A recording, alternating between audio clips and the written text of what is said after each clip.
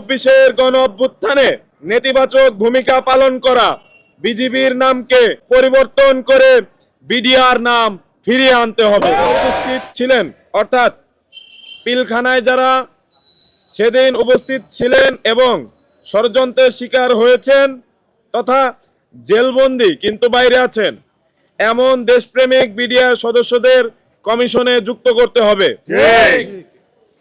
3, পিলখানার ভেতরে এবং বাইরে শহীদ হওয়া 74 জনের হত্যাকারীর বিচার নিশ্চিত করতে হবে। একই সাথে জেলের ভেতর মারা যাওয়া প্রত্যেক বিডিআর সদস্যের মৃত্যুর সঠিক কারণ উন্মোচন করতে হবে।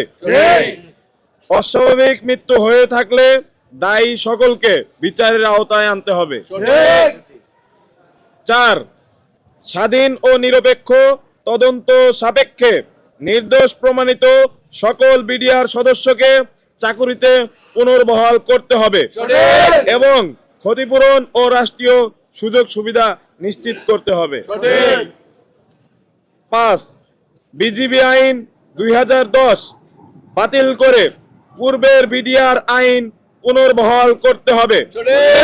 24-এর গণ অভ্যুত্থানে নেতিবাচক ভূমিকা পালন করা বিজিবির নামকে পরিবর্তন করে বিডিআর নাম ফিরিয়ে আনতে হবে।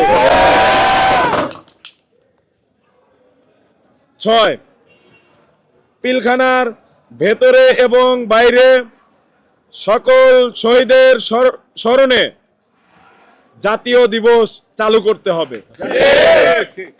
আমাদের এই 6টি দাবি আমরা বাংলাদেশ রাষ্ট্রের কাছে রেখে যাচ্ছি। যদি 30 জানুয়ারির মধ্যে বাংলাদেশ সরকার আমাদের এই যৌক্তিক দাবিগুলো না মেনে নেয় তাহলে আমাদের রাজপথে আবারও দেখা হবে।